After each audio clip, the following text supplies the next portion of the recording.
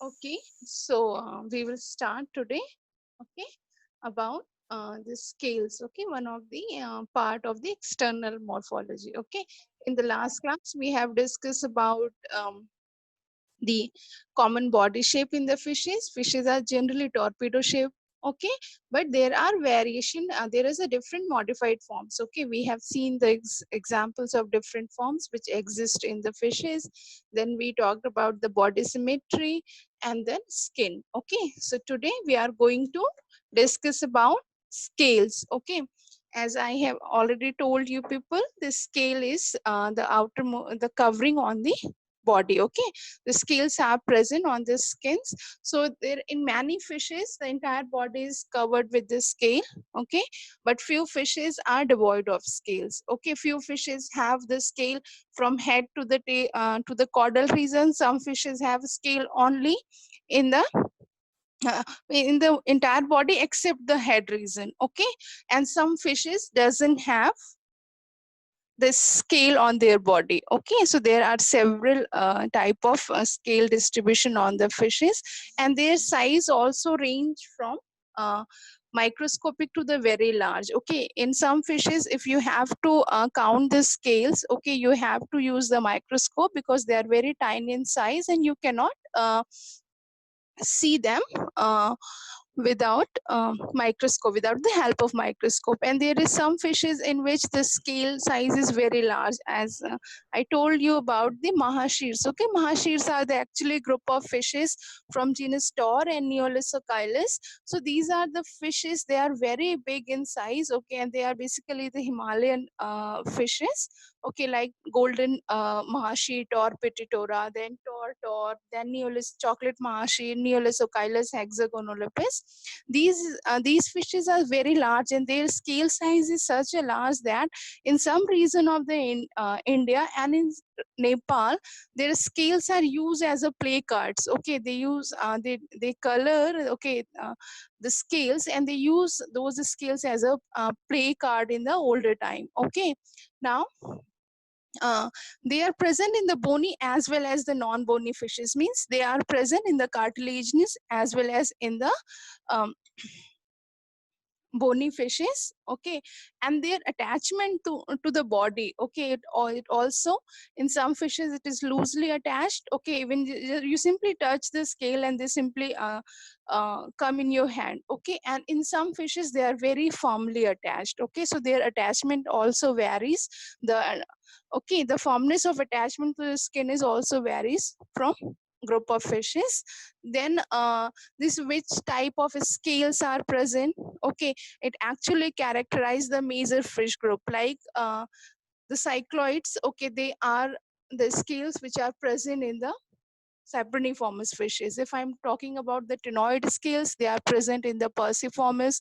If I'm talking about the placoid scales, they are present in elasmobranchs. Okay, so the type of a scale which is present on the fish is also characterize the major group. Okay, so the scale morphology and the number of scales on lateral line, number of scales from dorsal fin to the lateral line, the number of scale from lateral line to the anal or pelvic fin, it is also used as a specific or a genetic character, means these characters are species specific or genus specific. So the arrangement of scales, the type of scales, scale morphology, the number of scales, it all actually a taxonomic or a morphometric character that can be used for the identification of the species. Now there are some fishes like living agnathus, they are scaleless fishes.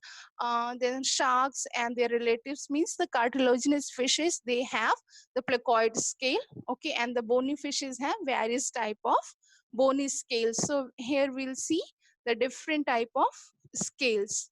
Okay, so if I'm talking about this, the type of a scale based on their structure, so they are basically divided into two broad categories. One is the placoid scales and another one is the non-placoid scales. Okay, then non-placoid scales are further divided into three groups: the cosmoid scales, ganoid scales, and then third group is the bony ridge scales. So the bony ridge scales also have two types, the cycloid and ctenoid. So they are basically two broad group of the scale types. Number one, placoid and non-placoid. Then non-placoid have three kinds of cells, cosmoid, ganoid, and bony ridge cells. And these bony ridge cells are of two types, the cycloid and the ctenoid. Okay, so here in the bottom, you can see that these are the typical shape and structure of the different type of scales present in the fishes. These are the placoid scales present in the cartilaginous fishes like sharks and rays. Then these are the ganoid scales, which is present in the non-teleosed bony fishes. Then the cycloid scales, which is present in the teleosed fishes, and ctenoid scales, which is also present in the teleosed fishes. Okay, so we will take one by one. First, we will talk about the placoid scales. Okay, so the placoid scales are also known as dermal denticles. Okay, here is the structure of a single placoid scales. Okay, so they are the dermal denticles, okay, which have the ectodermal cap, okay, uh, or a enamel like covering. Okay, this is known as a ectodermal cap or the enamel covering. Okay, which is very like substance which is very similar to the human teeth, and this is known as a vitrodentine. Okay, so beneath this vitrodentine, means in below the enamel covering, below the vitrodentine, there is a thicker layer which is known as the dentine. Okay, and this dentine have the pulp cavity as well as the dentinal tubules. Okay, so the each scale have a disc like basal plate. Okay, in the dermis, this actually this basal plate is inside the skin. Okay, so these placoid scales occurs among the sharks and their relatives. Now this is the electron micrograph of the electron micrograph of the placoid scales on the subbody of the shark. Okay, and this is the dorsal and the ventral view of the placoid scale in Scoliodon. Then another group, the non-placoid scales, which have three type of scale: cosmoid, ganoid, and bony ridge scales. So first we will talk about the cosmoid scale. Okay, so like placoid scale, their outer layer also have the harder vitrodentine. Okay, means in the placoid also the outer layer is made up of vitrodentine. In cosmoid scale also the outer layer is made up of vitrodentine, but the inner layer, which is hard and non-cellular type, is made up of a substance known as cosmine. In placoid scale, it is known as dentine.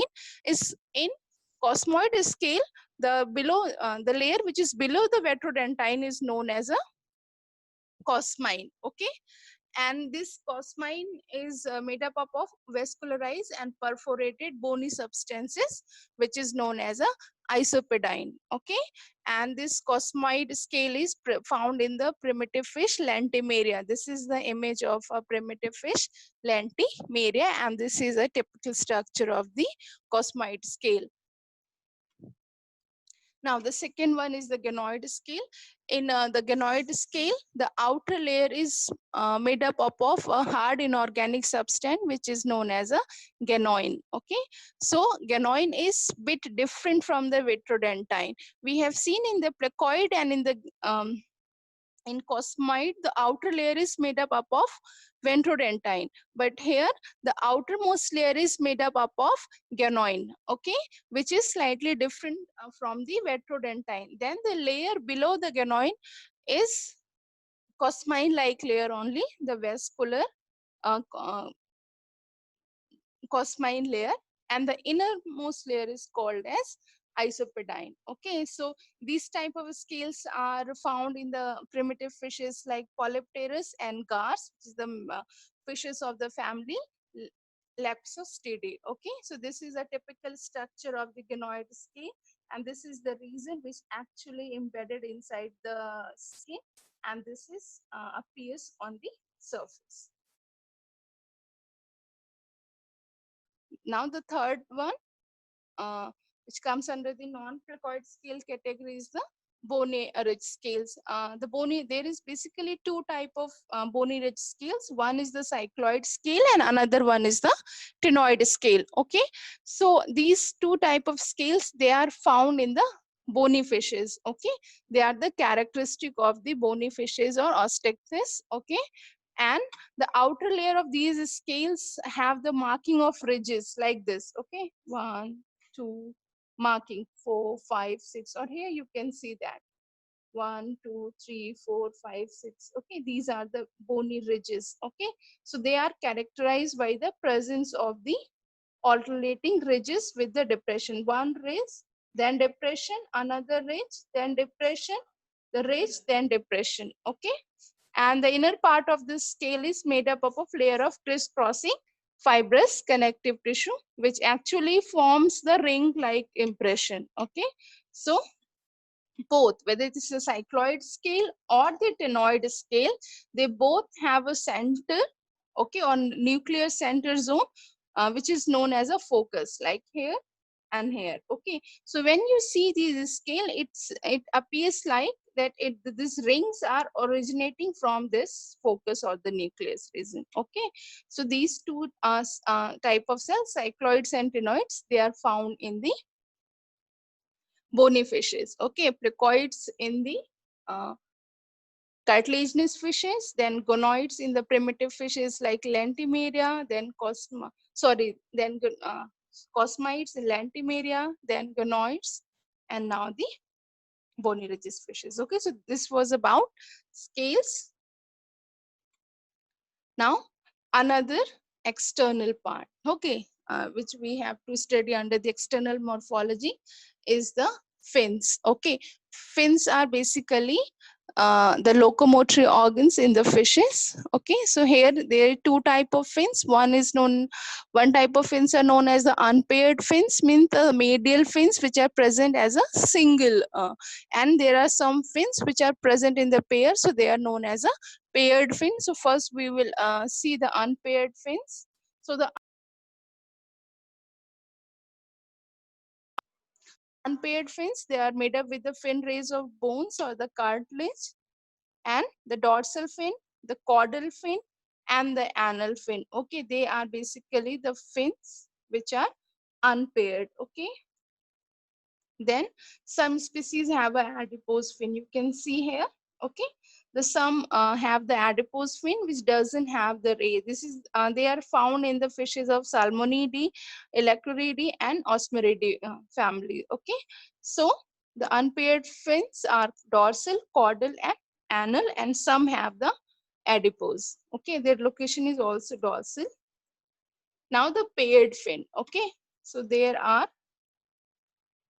pectoral fin, which is homologous to the front legs, we can say, and another one is the pelvic fins, which is also paired, which is homologous to the hind leg. Okay, so the position of pelvic fins is abdominal in more primitive fishes and thoracic in more advanced fishes. Okay, means the pelvic fins, which are considered to be homologous to the hind legs, they are either abdominal in position or thoracic in position. So if we take in general, the primitive fishes have abdominal position and the advanced fishes have thoracic position. Okay, so this is the pectoral fin and this is the pelvic fin. So now the abdominal pelvics. Abdominal pelvic means the pelvic fin is in the abdominal region. So here you can see the position of the pelvis is in the abdomen. Okay. Now thoracic pelvic. Here you can see that the position of the pelvic fin is in the thoracic region. Okay. So their positions is abdominal or thoracic. Now there are some group of fishes who doesn't have the pelvic fins. Okay, so means they have the missing pelvic. So the eels, the ocean sunfish, they doesn't have the pelvic fins. Okay, and some primitive fishes like lampreys and hagfishes, they lacks both the pelvic as well as the pectoral fins. Now the type of caudal fins, we have already discussed about these type of fins in the last semester also when we had the course of taxonomy of fin fishes. So there are different type of fins based on the position of the vertebrae, okay, like the protocercal, okay, which is the type of caudal fin which is present in the primitive sharks, lungfishes, okay.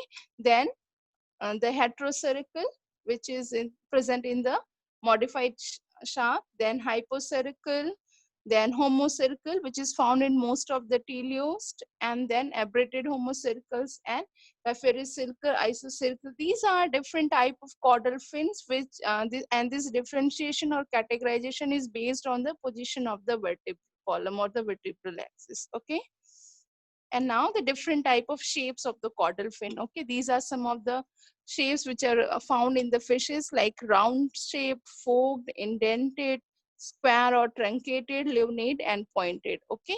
So this was about the caudal fins, the type of caudal fins based on the position of the vertebrae and the shape of the caudal fin, okay. So this is about today's class.